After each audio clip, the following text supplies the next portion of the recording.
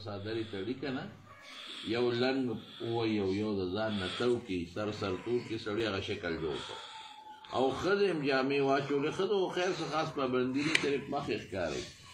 نو ښځې هم سر کې باندې سکاپ وتړ او مخ یې ښکاره کړ نور وجود کې بل شان جامې سپینې واچولې او ټکسي ته وختل وایي چې موږ ټکسي ته وختو په لاره تلو اتفاق دا و د دې جدې نه چې سړي دې لار کې یو پاټک دی هلته چیکینګ کوي ویاړو چاونه لټولو چاونه درولو نیغ لاړو وایي چې لاړو مکې مکرمې ته نو بس اوس خو موږ ته ځای هم نه دی معلوم چې خدای دا خلک دا میله کم ځای لګي کم خوا به ځي ټکسي نه کوشو خو چې دا خلک کم خوا تلل موږ به هم ورپسې ځو دا خلک روان دي په یو جومات ورننوتل دا ښځه وایي انګریزان دي که نه یو انګریزه ده بل دغه ده یهودنه ده یو انګریز دی بل یهودنه ده چې بیا خلک په کومه تلل موږ وایي راشه دي پسې ځه په یو جومات ورننوتل موږ نه ورننوتو جومات کې ځي یو یې برنډې نه بلې ته کوزېږي بلې نه بلې ته کوزېږي لاندې یو میدان دی هلته خلک کوزېږي موږ هم کوشو په دې میدان کې یو کوټه ده او په هغې یو تور غلاف څادر اچولی دی او دا خلک دغه کوټې نه تاوېدل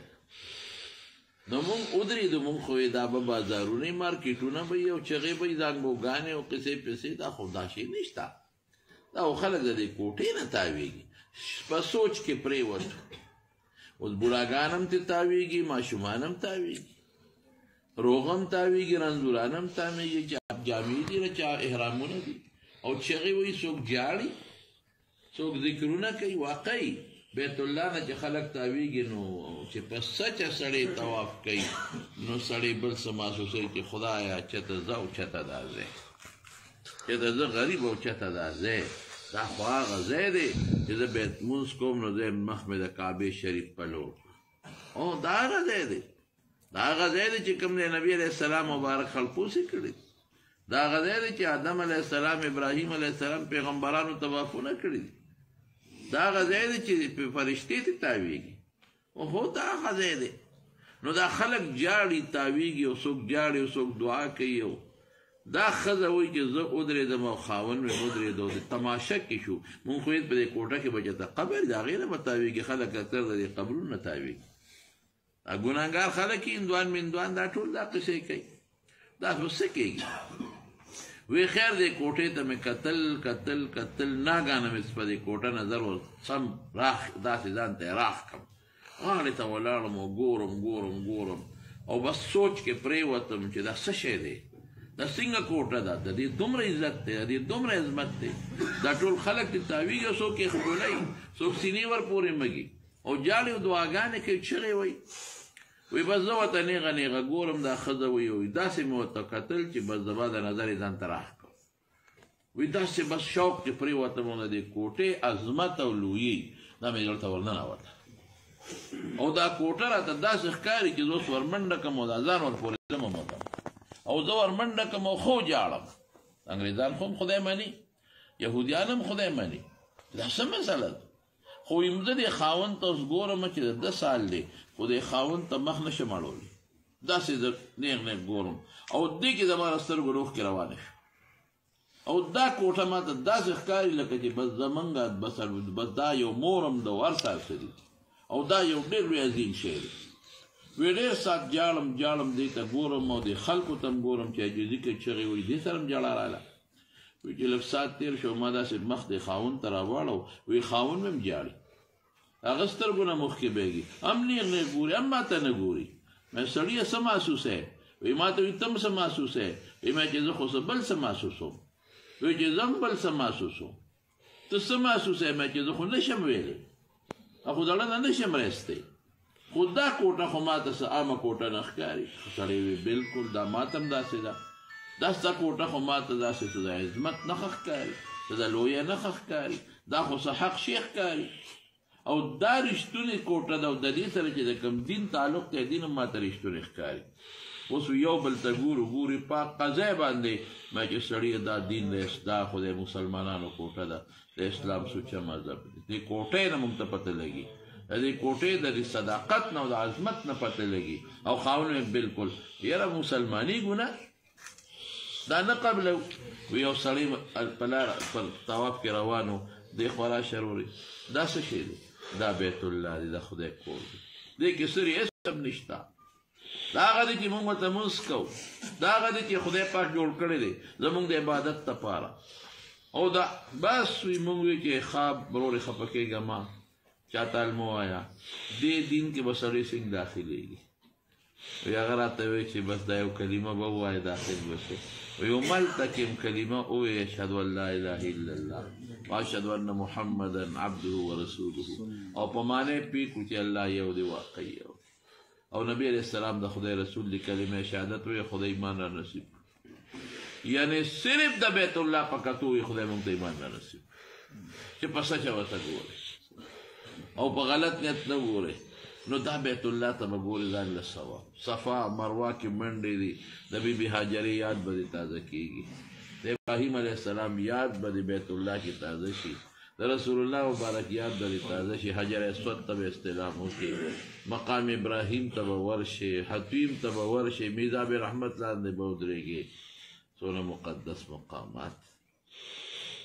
او بیا چې کله لاړ شي مدینې منورې ته رسول الله مبارک ته مخامخ به ودرېږي الله اکبر قربان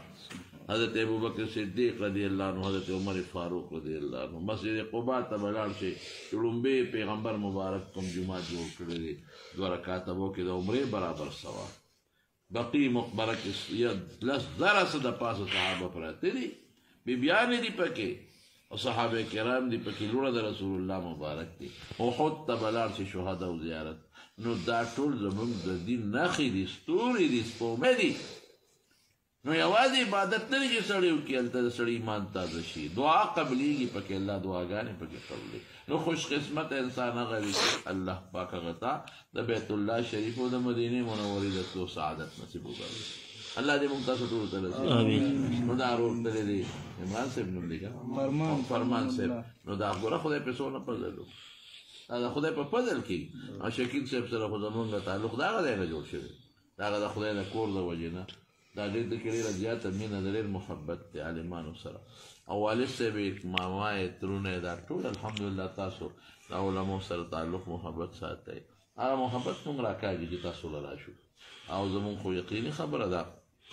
دا نیکان مو خوښي او زمونږ زړه ته نږدې وي نو دا ډېره د خوشحالۍ خبره ده بیا مونږ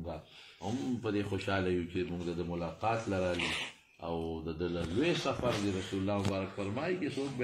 بیت الله وی سال په سفر نه راته نو مخې له بوله واړه لاړ واړه ماشومان به لاړل استقبال له بوله تلل عمرې له به ته حضرت عمر صاحب ته نبي اسلام ورسره جلب وکړو وی رورې ګورې مونږ په دعا کې هېر نه کې نبي علیه السلام ورته د دعا د قبلېدو ځای نه دی دعا وکړئ ورته چې خدای دې د عمره قبوله کړي رب العالمین دا طوافونه قبول کړي الله دا منځونه قبول کړي الله ټولې دعاګانې قبولې کړي الله یو قدم باندې اجرونه نصیب کړي انسان دې که څه کوتاهۍ غلطۍ شوي الله دې ورته معاف کړي الله دې پوره ثوابونه ورکړي ضرور دی هلته دې ماما دی هغه ته هم دعا کوي چې خدای پاک د خیر او د برکت ژوند نصیب کړي او الله د سفر د مشکلاتو نه وساتي الله ګټې ورکړي او دوی ته هم دعا کوي چې دا څوک ملګري دلته موجود دي ټول خدای بیت الله له بولي او شکیل دی والد صاحب شو ترونه شو ماماګانې شو د قوم دا دوستان چې څومره راغونډ شوي دي ټول الله خیر ورکړي خوشحالۍ ورکړي عافیتونه ورکړي برکات یې نصیب وګرځولې کړي او د حرم شریف سعادت زموږ د ټولو نصیب کړي او شکیل جان ته هم دعا کوي چوټۍ ورځې په خیر خدای تېرې کړي الله بیا بوځي هلته او الله پاک د ده ټول اعمال قبول کړي ژوند کې الله برکت واچوي دعا وکړئ چې خدای نارینه اولاد یې نصیب کړي آبادي نصیب کړي د چا څه مشکلات پریشانۍ دي خدای د ټولو پریشانۍ په خوشحالو بدلې کړي چا ته څه تکلیفونه دي هغه په خوشحالو بدل کړي څوک بیماران دي الله شفا ورکړي کورونو کې بیماران دي الله شفا ورکړي د دوی د رنځونو نه محفوظ وساتي او چې د چا څه تکلیفات دي ته ول په خوشحالو بدل کړي خدای پاکه د چا بچی نه اولاد ورکړي د چا نارینه اولاد دي نارینه اولاد ورکړي کوم هلکان او ښځو رشتې نه چې صالح رشتې ورکړي دا ټول ماشومان بچي دیندار صالحان وکړي دا نوجوانان دي الله په ځوانو کې برکات واچي او الله تعالی که د چا روزګار نه فراخ روزګار ورکړي ټول تعلیمونه کې الله کامیاب کړي پکې زموږ حافظ عبدالسلام صاحب مدرسه الله کامیاب کړي د په عمر کې د علم کې د اولاد کې برکتونه واچي د خپل غیبي خزانو نه د مدرسې مدد وکړي نواز یاد د خاص دوست دواړه د خدای دین همرو لبوزي او خدای دې اجرونه لبوزي والدې سبیل الله روح صحت ورکړي او د ټول الله اتفاق نصیب کړي او د دوی دا کور الله مبارک کړي بختور کړي او دې د هر قسم پریشانو غمونو نه محفوظ کړي حاسدین د حسد نه وساتي بغضیانو د بغضونو نه وساتي بد نظر او بد نظرونه وساتي خدای دا ټول کامیاب کړي د ټول اړه حاجتونه پوره کړي ټول منځګزار کړي ټول دیندار کړي ذاکرین کړي او زندګو کې برکات واچي دا مشرات جسم ر سپینګری روغ صحت له نصیب کړي مردگان ټول وبخي وصلی الله تعالی علی خیر خلقه محمد و آله و صحبه اجمعین برحمتک یا ارحم